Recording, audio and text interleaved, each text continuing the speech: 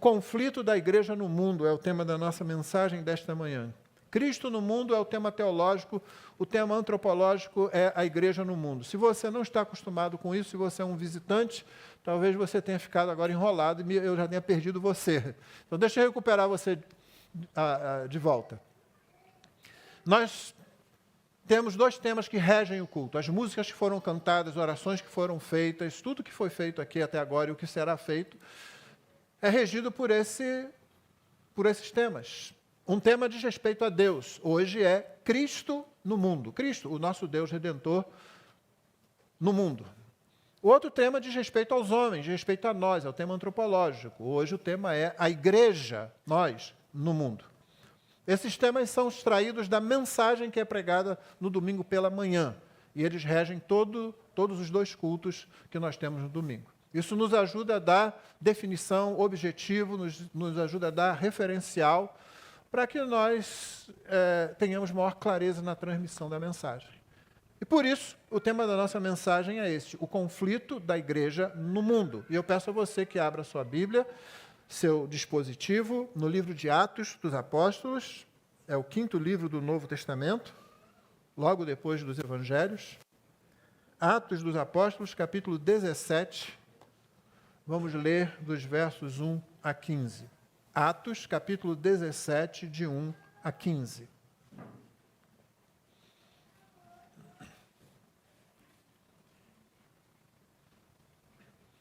Atos dos Apóstolos, capítulo 17, versículo 1 ao versículo 15, a palavra de Deus diz assim: Tendo passado por Anfípolis e Apolônia, Paulo e Silas chegaram a Tessalônica, onde havia uma sinagoga de judeus.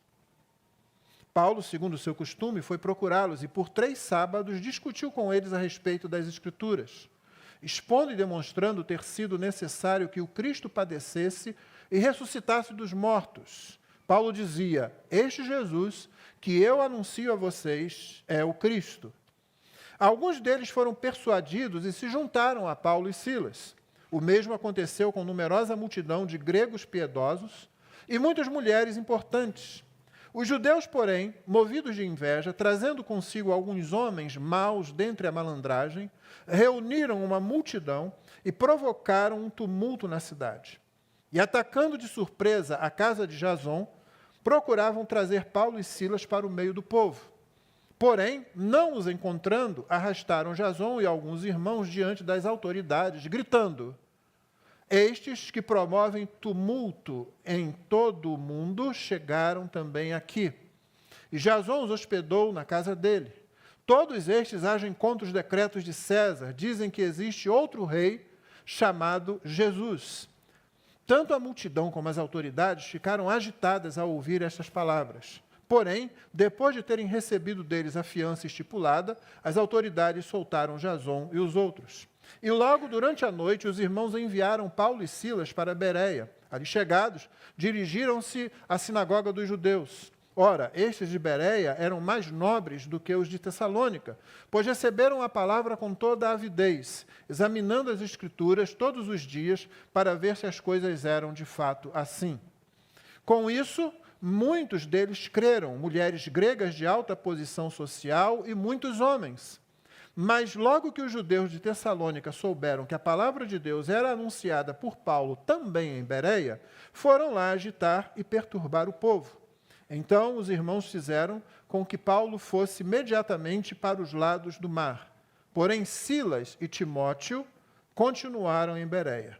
Os responsáveis por Paulo levaram-no até Atenas e regressaram trazendo ordens a Silas e Timóteo para que fossem encontrá-lo o mais depressa possível. Essa é a palavra do Senhor.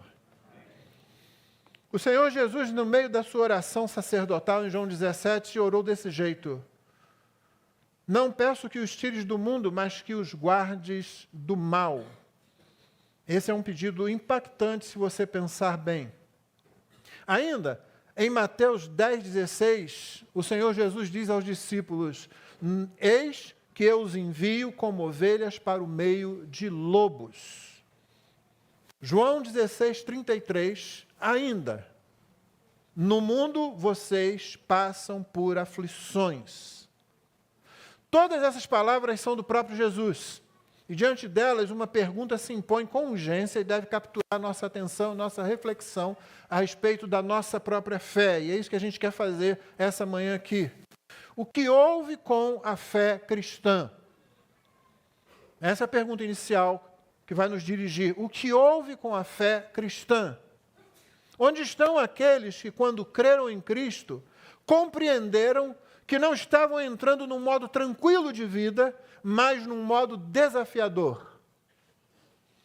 C.S. Lewis, por 2 vezes, fez referência a isso, escrevendo o seguinte. Primeiro, diz ele, eu não fui para a religião para me fazer feliz. Eu sempre soube que uma garrafa de vinho do Porto poderia fazer isso. Se você quer uma religião para fazer você se sentir realmente confortável, certamente eu não recomendo o cristianismo. Em segunda vez ele disse, se você está à procura de uma religião que o deixe confortável, definitivamente eu não lhe aconselharia o cristianismo. Porém, o que a gente vê no Brasil hoje parece ser justamente o contrário disso, parece na direção contrária. Mesmo em igrejas históricas, parece que estamos procurando algum conforto, algum benefício temporal, um modo de viver a nossa fé em paz.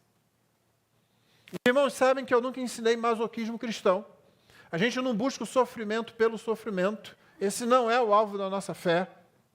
Mas parece que um número cada vez maior de cristãos faz de seu objetivo evitar qualquer tipo de sofrimento. Você compreende a diferença? Existe uma diferença entre buscar o sofrimento como se ele autenticasse nossa fé. Isso não é verdade. Muita gente sofre muita coisa. Existe uma diferença entre isso e entre você tentar a todo custo evitar qualquer sofrimento que a fé possa trazer a você. Outra pergunta que pode nos ajudar junto àquela primeira é, como está o mundo hoje? Se perguntamos o que houve com a fé cristã dentro do mundo de hoje, como está o mundo hoje? Algumas coisas que a gente pode citar. O aumento do número de jovens que sofrem depressão e ansiedade. O uso de drogas recreativas sendo liberado, tornando-se cada vez mais comum, muitas vezes com apoio de autoridades. O bullying e o cyberbullying aumentando com a tecnologia. Então agora não é só aquele jovem, aquela criança que perturba o outro presencialmente, mas através dos nossos dispositivos tecnológicos. Crianças cada vez mais jovens expostas à pornografia e à prostituição. Questões de atividade, orientação e identidade sexual aumentando. Qual é o problema delas aumentarem? É porque sempre começa assim, precisamos falar sobre isso. Falar sobre o quê? Esse negócio de dizer que só existe homem e mulher. Não precisamos falar nada sobre isso. Isso é reconhecido desde os primeiros minutos de vida. Ninguém se confunde com isso. Então, cuidado com aquela pessoa, aquele idólatra do debate. Sim, existe uma idolatria do debate. A gente precisa considerar isso. E como tem crente bobo, como tem crente tolo, como tem crente que aceita entrar no debate, como se realmente houvesse alguma coisa para discutir. Quando alguém diz, não, é porque tem alguém que não se entende como homem, embora tenha nascido biologicamente como... a pessoa pode se entender como uma chaleira, irmão. A pessoa pode botar o que ela quiser na cabeça. Você não entra num debate para realmente ver se tem... Todo crente, quando entra num debate, ele o faz apenas para permitir o diálogo, mas ele já tem a mensagem dele para anunciar. Nós não criamos a nossa mensagem, não construímos a nossa mensagem, ela não é um construto social, como é esse tipo de coisa com identidade, com atividade, com orientação sexual. Isso sim é construto social. Isso sim tem que ouvir alguém e começar a mexer nisso, para começar a falar disso, para aumentar o debate, para a gente começar a aceitar um tipo de coisa que, na maior parte do tempo da história, nunca foi sequer discutido. Então, sempre houve pessoas propensas a esse tipo de consequência da queda. assim como há muitos outros. Esse não é o problema. A queda está aí. A resposta para a queda é a redenção que há no Evangelho. Não é a gente tentar pegar aspectos da queda e dizer, olha, isso não é tão problemático assim. Não nos esqueçamos o que diz Paulo a respeito desse tipo de procedimento aos Efésios. Não se deixem iludir por discursos vãos, porque por essas coisas vem a ira de Deus sobre os filhos da desobediência. Não nos esqueçamos disso.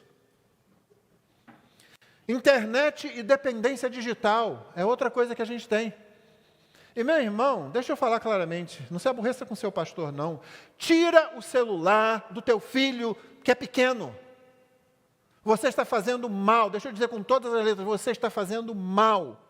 Em nome de talvez alguns minutos de tranquilidade para você fazer algo que você acha que é importante, e talvez seja, você está fazendo mal ao seu filho, à sua filha.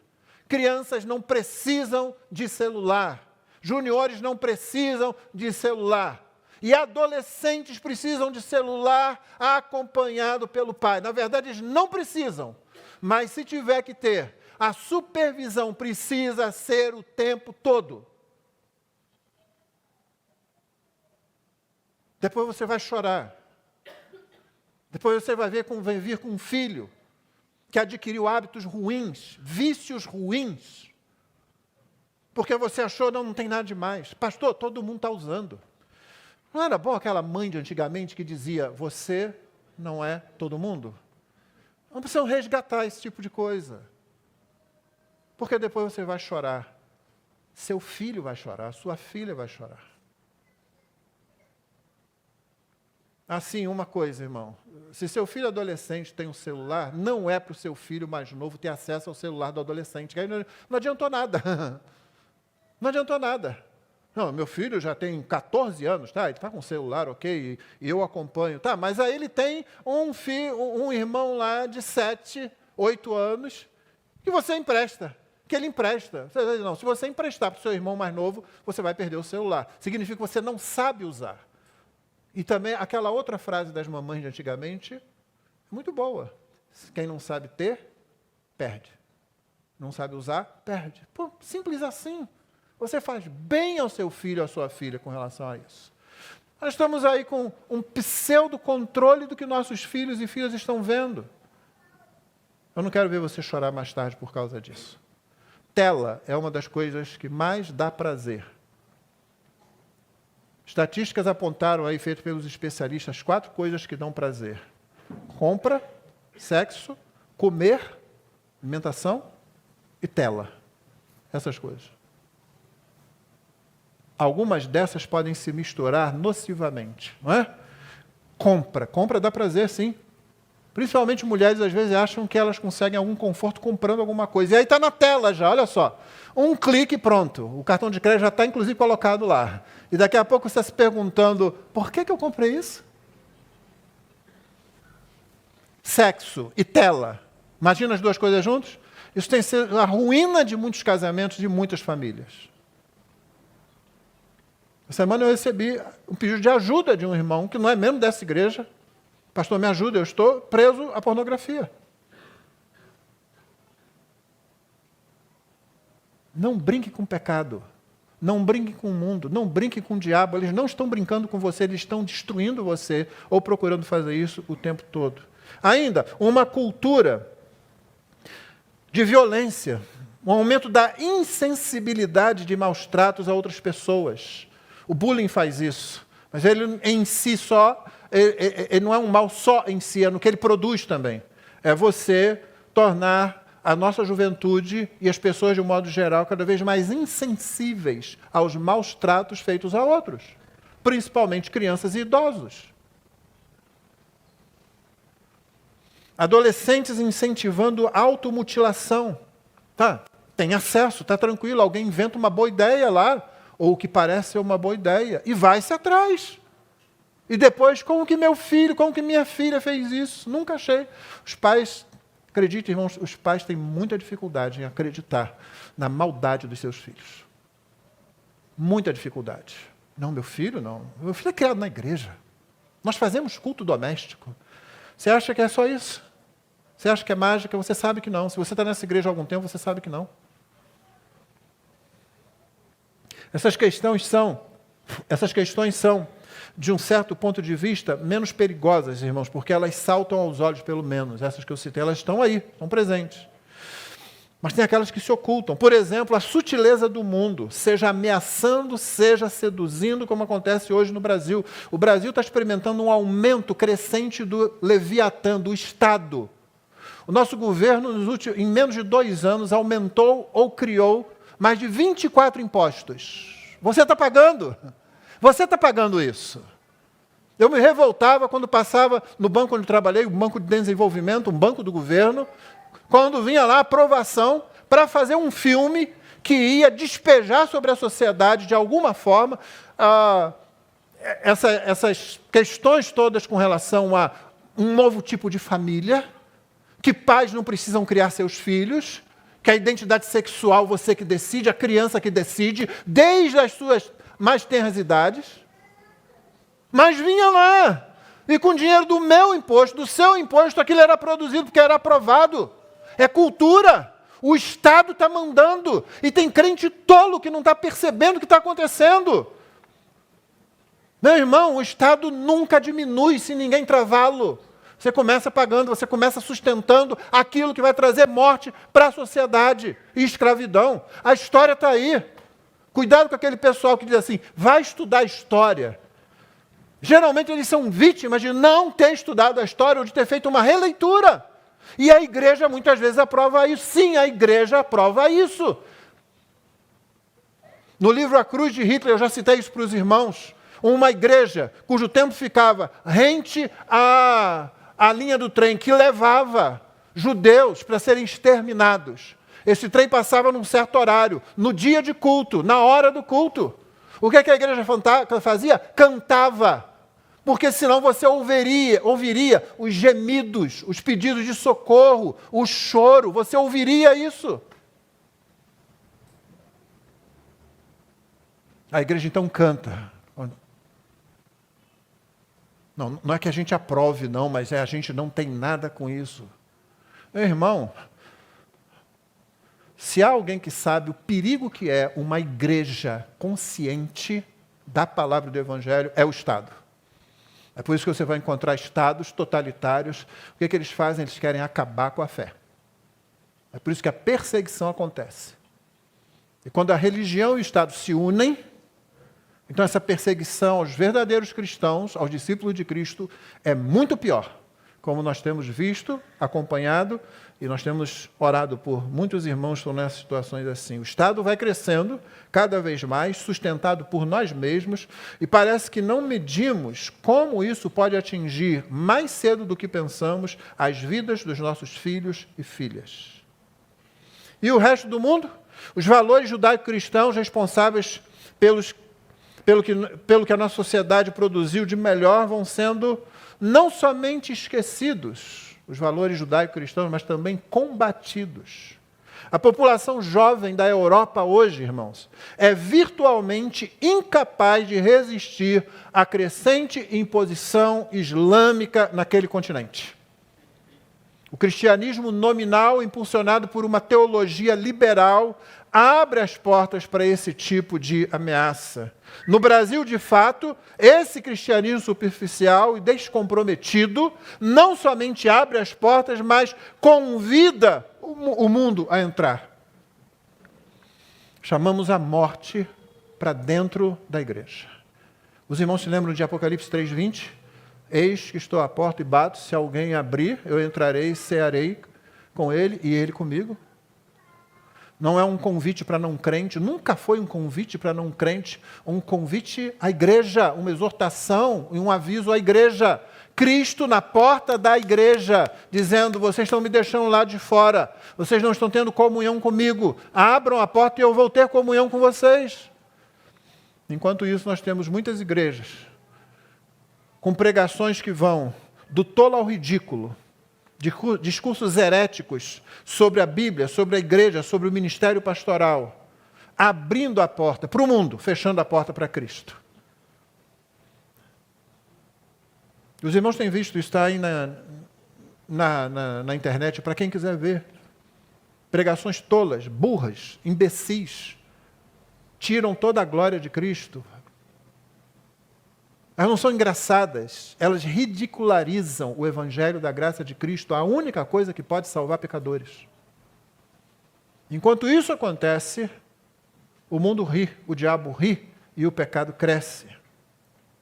O alerta do Senhor Jesus precisa ser renovado em nossas mentes. Mateus 24, 11 e 12, ele diz: muitos falsos profetas se levantarão e enganarão a muitos.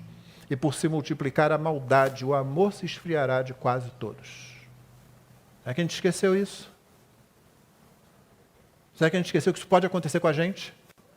Não, pastor, a nossa é primeira igreja, não é segunda, não é central. É primeira igreja batista, olha só. Isso é o ápice da fé evangélica, não é? Batista. Bíblica. Quer mais que isso? Ah, tem. Não está no nome, mas nós somos uma igreja batista reformada. Isso não pode acontecer com a gente? O Senhor Jesus deu um aviso vão, um aviso inócuo. E por se multiplicar a maldade, o amor se esfriará de quase todos. Você pode pensar, pastor, isso aí é tudo verdade, mas é preciso falar realmente uma coisa dessa para essa igreja aqui, para a nossa igreja?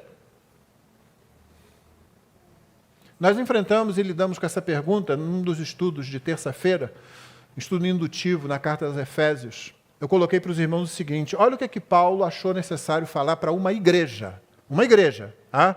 Por isso, deixando a mentira, que cada um fale a verdade com o seu próximo. Paulo não disse assim, olha, os novos convertidos que não estão acostumados, até porque novo convertido, irmão, não é necessariamente mentiroso. Você vai encontrar novo convertido que tem uma moral elevada, que tem um caráter elevado. Paulo não está dando conselhos para os novos membros da igreja, ele está falando para a igreja. Por isso, deixando a mentira, que cada um fale a verdade com o seu próximo. Mas aquele que roubava, não roube mais. Pelo contrário, trabalhe. Ainda, não saia da boca de vocês nenhuma palavra suja. E para não estender muito, só mais um. Que não haja no meio de vocês qualquer amargura, indignação, ira, gritaria e blasfêmia, bem como qualquer maldade. Paulo, sim, achou necessário, o Espírito o levou a escrever isso a uma igreja. Quem está em pé, cuidado, não caia. O mundo, o diabo e o pecado são mais sutis do que a gente pensa. E nós somos mais distraídos do que imaginamos. Então será bom dar uma olhada, ainda que rápida, no livro de Atos e lembrar como os primeiros discípulos de Jesus enfrentaram os desafios de um mundo que, sim, o mundo de Paulo, de Pedro, de João, os ameaçava com morte, os perseguia, propunha aceitá-los se eles não fossem tão radicais. Espalhava fake news sobre eles. Fake news é mais antiga do que a internet, irmãos. Os acusava injustamente. Lembram da primeira carta de Pedro? Quando Pedro diz isso, vocês muitas vezes serão acusados injustamente, vocês não podem reagir do mesmo modo. Enfim, por que aqueles cristãos puderam resistir às provocações, tentações e ameaças e deixar um legado de fidelidade? Não perfeição, mas fidelidade para as gerações seguintes. Primeiro, então guarda aí, a primeira coisa, o que permitiu que eles prosseguissem? O Evangelho. Foi o Evangelho. Versos de 1 a 3. Tendo passado por Anfípolis e Apolônia, Paulo, Silas chegaram a Tessalônica, onde havia uma sinagoga dos judeus. Paulo, segundo o seu costume, foi procurá-los por 3 sábados, discutiu ou arrazoou, argumentou com eles, não para construir coisa nenhuma não, né? A respeito da Escritura, expondo e demonstrando ter sido necessário que o Cristo padecesse, ressuscitasse dos mortos. Paulo dizia, este Jesus que eu anuncio a vocês é o Cristo. A primeira coisa é isso, o evangelho que eles tinham. Era um evangelho apresentado com clareza. Era um evangelho apresentado com decisão, com comprometimento da própria vida. Era um evangelho inegociável. Paulo chegou nessas cidades, foi para os judeus. O primeiro ponto de contato é esse, porque eles estavam aguardando o Messias e Paulo dizia, já chegou. É Jesus de Nazaré que foi crucificado fora dos muros de Jerusalém. E ele tinha que argumentar para dizer, olha, era necessário que ele padecesse e ressuscitasse. Muitos judeus achavam que Cristo, ou Messias, Cristo é uma palavra que traduz o hebraico Messias, que significa, se traduzido realmente, ungido ou o escolhido. Muitos judeus pensavam que o Messias viria para libertar Israel de todos os seus problemas, de todos os seus opressores e colocar Israel no topo do mundo. E aí Paulo chega e argumenta com eles, não para dizer, vamos tentar nos entender aqui, quem sabe a gente consegue chegar num denominador comum, não. Era necessário que o Cristo padecesse e ressuscitasse. Não, Paulo, não pode ser. Como que o Cristo não? Cristo tem que morrer, Cristo tem que padecer, Cristo tem que ressuscitar, senão nós não temos salvação. Um evangelho inegociável, um evangelho restrito ao que a palavra de Deus dizia, aquilo que haviam recebido do próprio Senhor Jesus. Esse era o ponto de partida. Foi isso que fez com que eles enfrentassem. Eles não tinham dinheiro, eles não tinham influência política. Você vai ver que mulheres de alta posição, significa, irmãos, que elas têm um marido numa alta posição, significa que elas têm uma família numa alta posição, mas ainda são mulheres num mundo que não valorizava as mulheres, como nós tentamos hoje fazer. Eles eram pobres, eles não tinham recursos financeiros, eles não tinham peso político.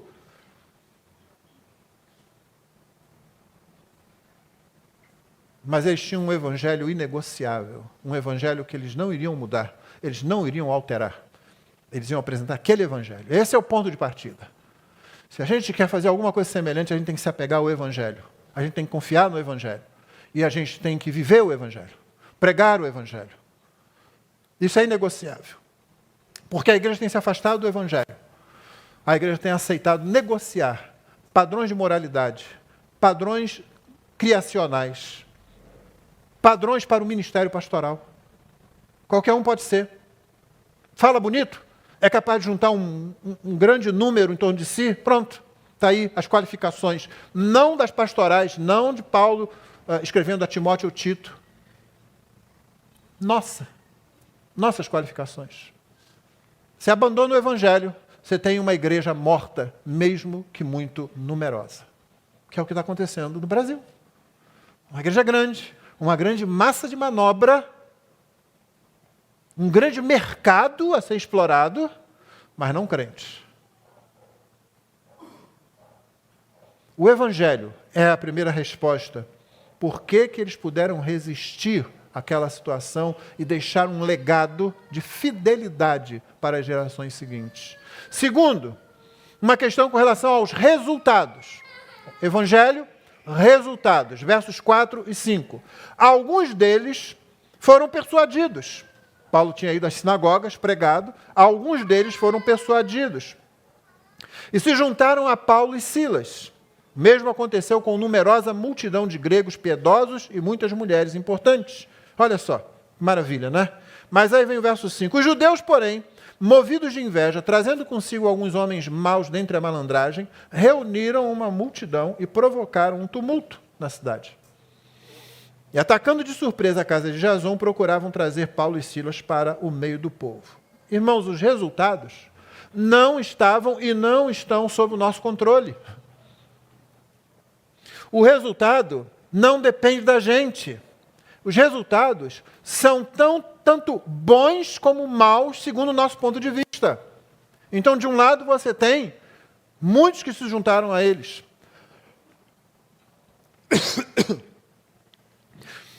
Muitos que se juntaram a eles, gregos piedosos, mulheres importantes, inclusive muitos judeus, muitos não judeus. Que maravilha! O evangelho pregado trouxe pessoas convertidas, porém trouxe dificuldades também.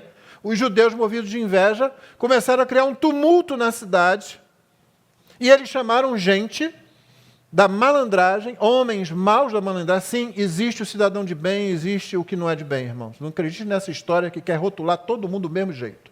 Todos somos pecadores, mas o pecado se manifesta de forma diferente, intensidade diferente, de acordo, inclusive, com a cultura que nós temos, de acordo com o ambiente que nós fomos criados.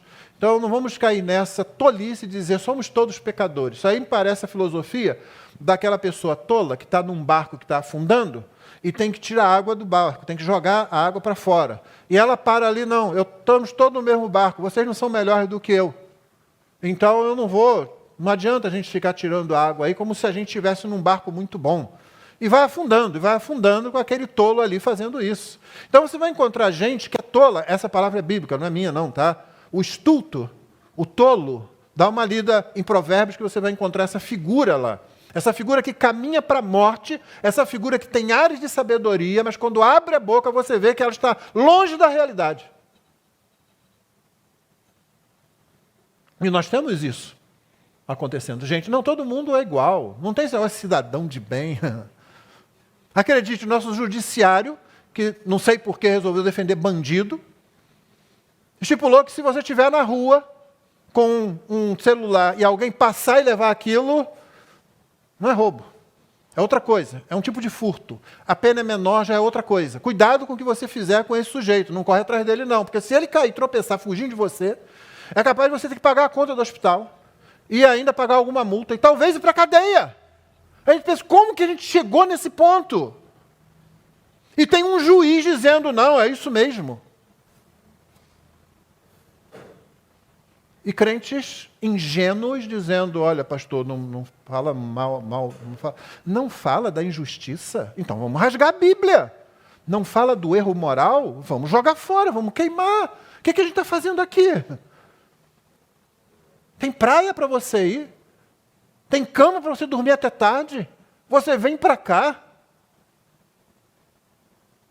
Mas não pode falar do Evangelho? Pastor, Evangelho é só falar. Aceita Jesus para você ir para o céu.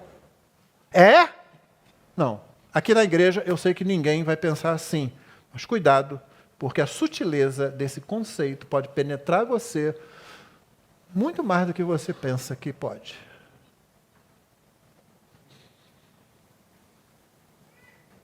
Eu lembro de Resultados, um episódio passa na Cadeira de Prata.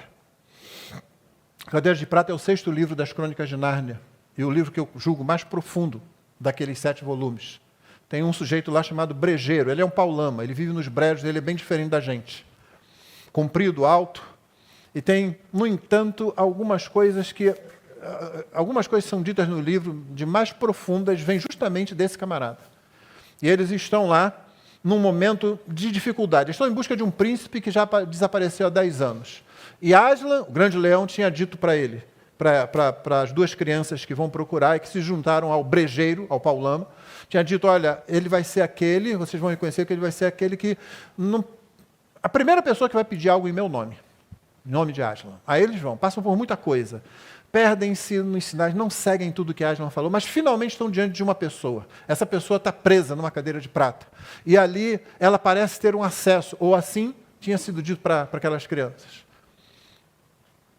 E essa própria pessoa, antes de ter aquele suposto acesso, ela diz assim, olha, não importa o que eu falar, não me tire daqui, porque se eu sair daqui, eu vou agredir, eu vou atacar o meu melhor amigo, e vou depois me transformar numa grande serpente. E aí vem aquele momento, amarraram lá e está lá o sujeito lá. E de repente ele passa por uma transformação. E agora ele fica bem diferente. Porque antes ele falava tolice atrás de tolice, bobagem atrás de bobagem. Agora ele fala, olha, eu sou o príncipe. Eu, na verdade, estou encantado é quando estou fora dessa cadeira. Aqui eles me amarram porque aqui me vem um momento de sobriedade. Eu volto a ser quem eu era. Por favor, me tirem daqui. E eles ficam ali assim, não sabem. Não tira nada. Não.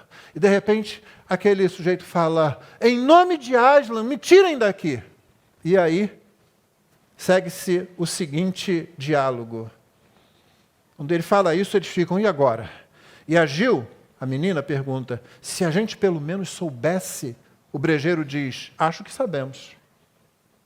E aí o garoto, Eustáquio, pergunta, acha que dará tudo certo se o desamarrarmos? E o brejeiro, não. Isso eu não sei. Vejam, Aslan não contou para Gil o que aconteceria, disse apenas o que fazer. A gente briga com a palavra de Deus, que diz para a gente o que fazer. Ele não diz, vai dar tudo certo. Você vai pregar o evangelho e 20 vão se converter. Na mesma hora. Não. Os resultados não nos pertencem. E do nosso ponto de vista, eles podem ser bons ou maus. Trazer alegria ou dor. A nós cumpre obedecer aquilo que nos foi dito pelo Senhor.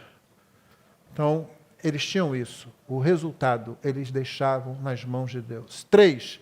Reação deles aos ataques do mundo. Porém, não os encontrando, verso 6, arrastaram Jason, alguns irmãos diante das autoridades, gritando, estes que promovem tumulto em todo o mundo chegaram também aqui. Jason os hospedou na casa dele. Todos estes agem contra os decretos de César, dizendo que existe outro rei chamado Jesus. Tanto a multidão como as autoridades ficaram agitadas ao ouvir essas palavras. Porém, depois de terem recebido deles a fiança estipulada, as autoridades soltaram Jason e as crianças. Irmãos, a igreja erra tremendamente quando se acomoda a padrões mundanos. O que a gente tem aqui? Aquele grupo que tinha dito, esses que promovem tumulto em todo o mundo chegaram também aqui. O verso 6 diz, dizendo isso. O verso 5 falou que esse grupo, chamando aquele pessoal lá da malandragem, promoveu um grande tumulto na cidade. Você viu? Eles estão acusando os discípulos de fazerem aquilo que eles tinham feito. Olha o tumulto que eles fizeram. Não foi esses acusadores que provocaram o tumulto. O que mais? Eles chegam ali e notem, eles são judeus, principalmente, que estão movendo. Eles agem contra os decretos de César. Aí, sério? Os judeus agora estão amando os decretos de César, de um imperador gentio. E como o povo de Deus, às vezes, se compromete com a lei, com o decreto, não é? Olha, mas é a lei. Você viu na pandemia o que aconteceu? Ou na assim chamada pandemia, o que aconteceu? E como igrejas ficaram fechadas, muito mais do que deviam ter ficado.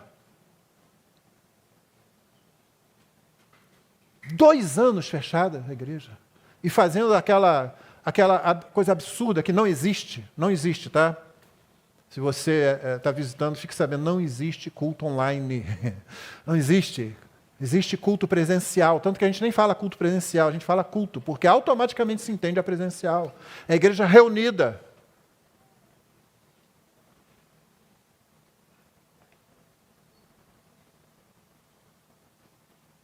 Uma igreja erra quando ela toma o oficial como sendo real.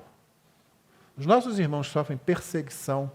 Em muitos lugares do mundo, talvez tenham muito a nos ensinar a respeito disso.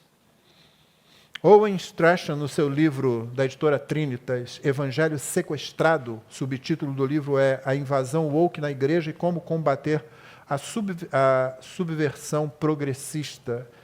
Num parágrafo ele diz algo que eu gostaria e peço licença para ler aqui. Diz ele, reforçando, não busquemos ser cristãos moderados, conforme definido por um mundo pecaminoso. Não calibramos o cristianismo de acordo com as especificações dos incrédulos, apresentando-lhes essa forma higienizada e culturalmente aprovada de cristianismo. Em vez disso, proclamamos todo o conselho de Deus e vivemos de acordo com ele. Não somos responsáveis por aparar as arestas da fé bíblica.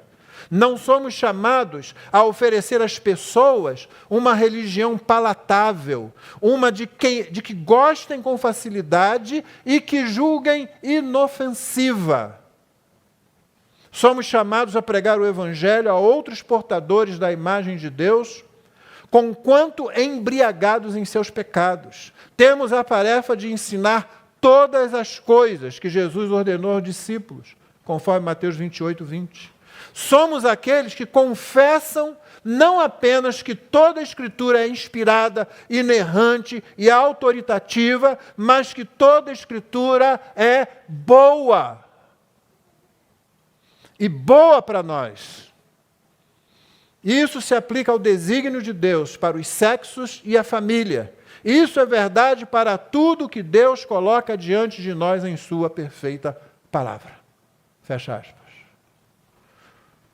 Quando nós desistimos da Escritura, nós não estamos só falando, pode não ser muito verdade essa parte daqui. Não, essa outra parte certamente não é para a gente cumprir hoje em dia. Você não está falando só que a Bíblia é mentirosa e que ela não tem autoridade. Você está dizendo que ela é má, você está dizendo que ela não é boa para nós. Nós temos que afirmar a ortodoxia doutrinária com a bondade da palavra de Deus. A palavra é boa para nós. A reação deles a essa situação da igreja foi continuar fazendo exatamente o que estava fazendo. Eles não se intimidaram por causa dos decretos de César citados aleatoriamente. Eles não desistiram porque foram arrastados para o meio de uma multidão. Eles continuaram fazendo exatamente a mesma coisa. Aliás, é o quarto ponto. A persistência. O que levou esses crentes a permanecerem fiéis e deixar esse legado de fidelidade? Você viu o Evangelho, o modo como eles viam o resultado do Evangelho, a reação deles à ameaça do mundo, aos ataques do mundo, e agora a persistência. Persistência em quê? Na obediência a Jesus. Eles não eram cabeças duras, não. Eles não eram teimosos. Não é teimosia, é persistência. Persistência em quê? Obediência a Jesus. Não é, eu vou botar minha religião aqui, eu vou enfiar minha religião na cabeça de todo mundo. Não, não é isso, não. Eu quero que as pessoas sejam um produto da minha igreja. Pequenas edições de mim mesmo, ou da minha fé. Não. Eles persistiram em obediência a Jesus. O problema estava lá, a resposta é, eu vou continuar obedecendo o Senhor Jesus. Veja o verso 10. E logo, durante a noite, os irmãos enviaram Paulo e Silas para Bereia. Ali chegando, dirigiram-se à sinagoga dos judeus. Várias perguntas podem ser feitas aqui. Eles não aprenderam nada? Não é? Onde que eles foram? Passaram tudo aquilo, agora vão para a sinagoga dos judeus de novo? Não, se não deu certo desse jeito, não seria melhor mudar a metodologia? Não seria melhor buscar o apoio dos líderes para facilitar a entrada do Evangelho? Um debate sobre a possibilidade de Jesus ser o Messias não seria mais produtivo? Por que não ir direto para os gentios e evitar essa confusão toda?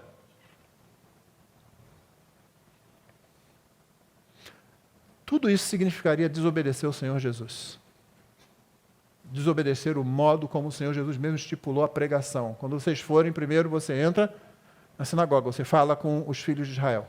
Eu fui enviado a eles primeiro. E depois disso vocês vão aos gentios. A ordem no início do livro de Atos é essa também, assim como no final de Lucas. Veja só a diferença da atitude dos apóstolos diante do Sinédrio e de boa parte dos crentes hoje. Como é diferente isso? Em Atos 4, a gente lê o seguinte: e mandando-os sair do Sinédrio, discutiam entre si, dizendo: que faremos com esses homens? Pois todos os moradores de Jerusalém sabem que um sinal notório foi feito por eles, não podemos negar, mas para que não haja maior divulgação entre o povo, vamos ameaçá-los para não falarem mais neste nome a quem quer que seja. Chamando-os, ordenaram-lhes que de modo nenhum falassem nem ensinassem o nome de Jesus. Esse era simplesmente o mesmo tribunal que poucas semanas antes havia condenado à morte o Senhor Jesus, entregando aos romanos. Qual foi a reação? Verso 19 de Atos 4. Mas Pedro e João responderam: os senhores mesmo julguem se é justo diante de Deus ouvirmos antes os senhores do que a Deus, pois nós não podemos deixar de falar das coisas que vimos e ouvimos. Não tem negociação. Não adianta vocês darem esse aviso. Para de pregar nisso, não, senão a coisa vai pegar. Falou, então já pegou.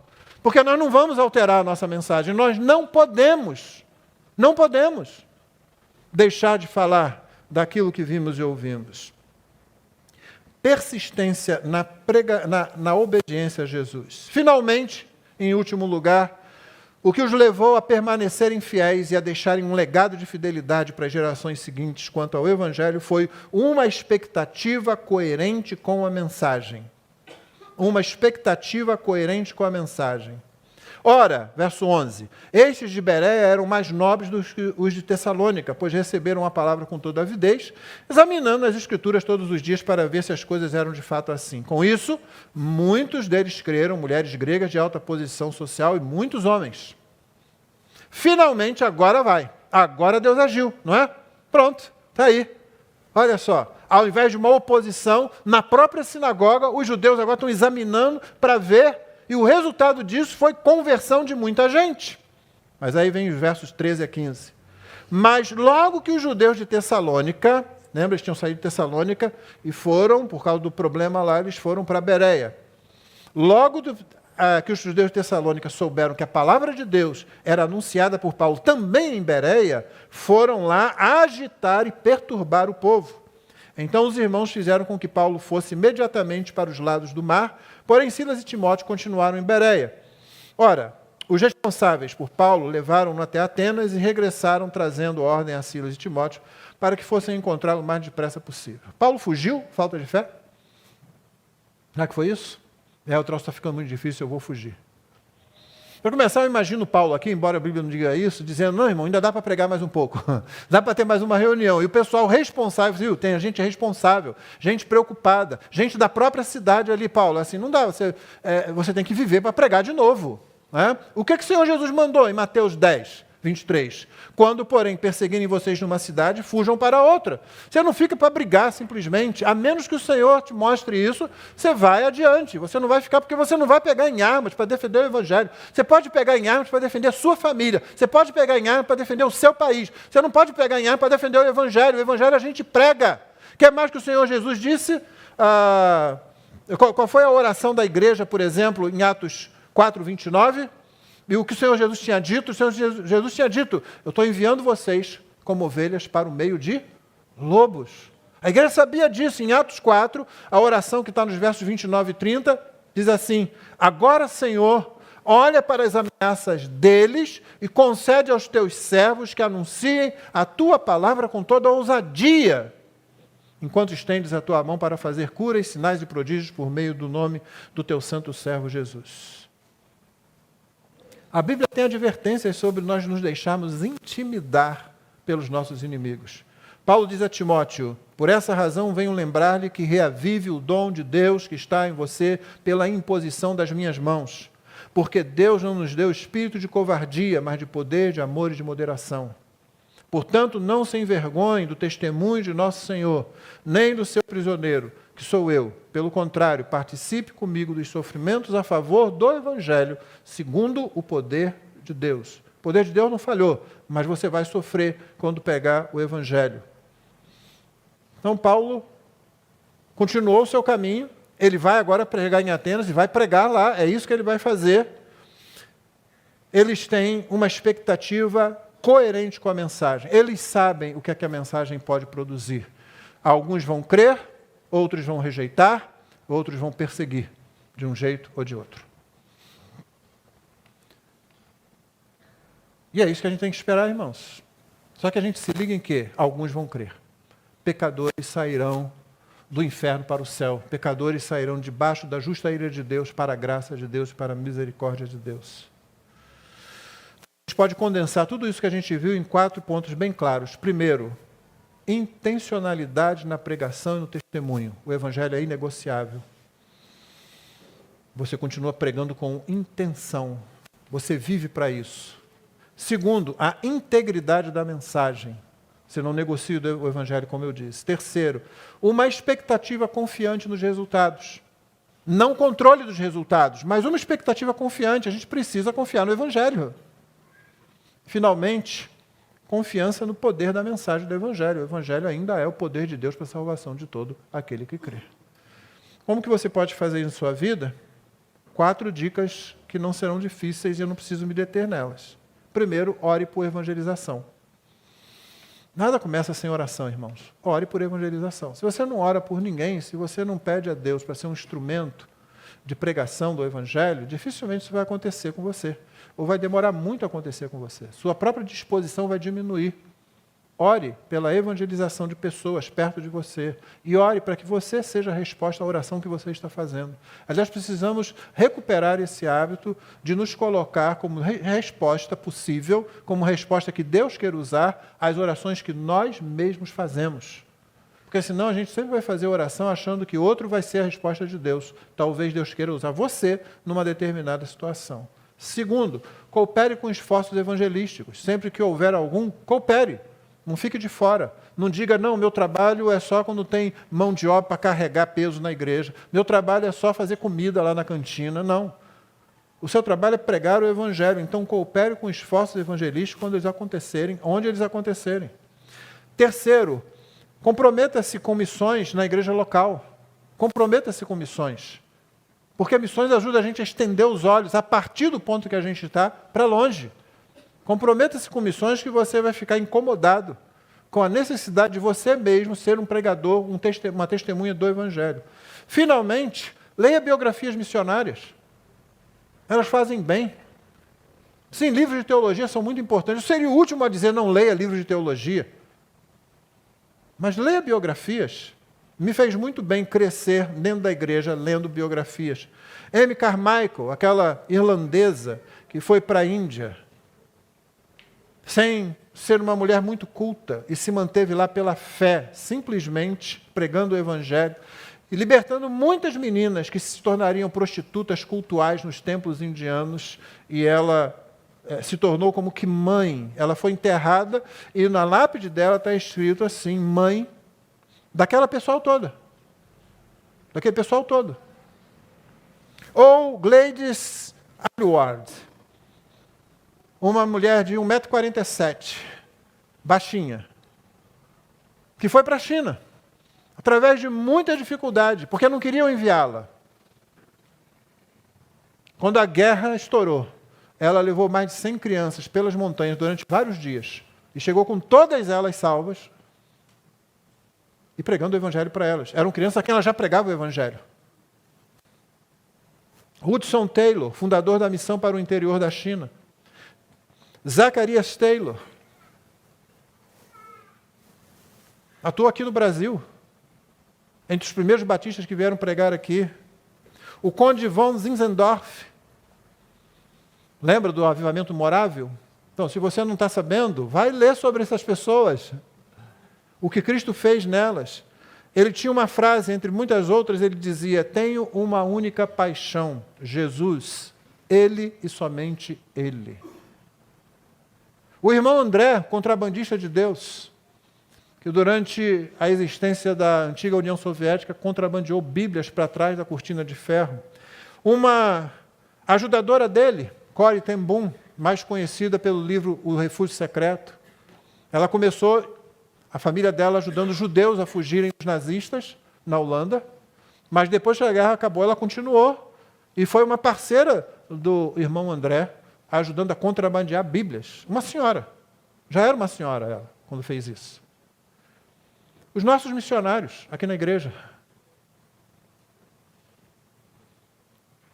Vai falar com uma família de gente loura, que vai para o Sudeste Asiático, e você vai dizer, essa mãe é maluca, essa mãe é louca, esse pai não tem responsabilidade. É? Ou será que eles estão obedecendo a algo que é superior a tudo que a gente vê? A nossa irmã, lá na África, há 40 anos, nasceu autista, pobre, numa favela, mulher, negra, abusada pelo pai. A missionária em atividade há mais tempo na Guiné-Bissau. Nossos missionários no Amazonas, a saúde nunca foi o forte deles. Bom, eu tenho que ir então para tal cidade para cuidar da minha mulher. O que é que ele faz? Acha uma igreja que está fechada e abre a igreja enquanto ele estiver fazendo isso lá.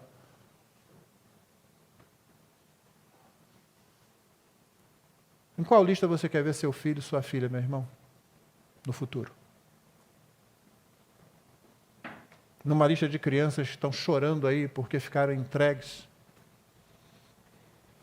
a alguma distância do Evangelho, ou numa lista de pessoas que estão servindo ao Senhor Jesus, mesmo em condições adversas de saúde e de ambiente. O Senhor Jesus estava no centro na vida dessas pessoas que eu citei e dos discípulos. Ele tem estado no centro da vida e das obras de todo mundo que prega o Evangelho com seriedade. O Senhor Jesus é a razão e o motivo, o objeto e o objetivo das vidas dos crentes. Eu encerro com Apocalipse 17, 14. Lutarão contra o Cordeiro os vencerá, pois é o Senhor dos senhores e o Rei dos reis. Serão vencedores também os chamados eleitos e fiéis que estão com o Cordeiro. O mundo passa, diz o apóstolo João na sua primeira carta. E aqueles que amam o mundo passam com ele, mas quem ama o Senhor permanece eternamente. A igreja precisa ser mais ousada na pregação do Evangelho e apresentar um Jesus que é rei vitorioso, e não alguém que está pedindo licença para se apresentar como salvador dos homens. Deus nos abençoe. Vamos ficar de pé e vamos orar?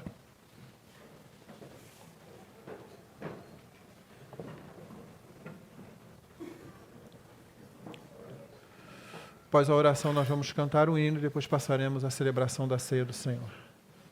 Obrigado, Senhor, pela Tua palavra. Nós rogamos que, em nome de Jesus, Teu Espírito Santo produza no nosso coração desejo de servir ao Senhor com intensidade, com integridade, com disposição, para que o Teu nome seja exaltado nas nossas vidas. Que nós deixemos os resultados nas Tuas mãos e que nós perseveremos em obedecer ao Senhor Jesus, sabendo que o Senhor Jesus, que é Rei dos reis, Senhor dos senhores, não pode ser derrotado e salvará todos aqueles que Ele veio salvar. Que nós sejamos parte disso, como fiéis, discípulos fiéis, que nossos filhos sejam parte disso, como discípulos fiéis, para a glória do Teu nome. E é em nome de Jesus que oramos. Amém.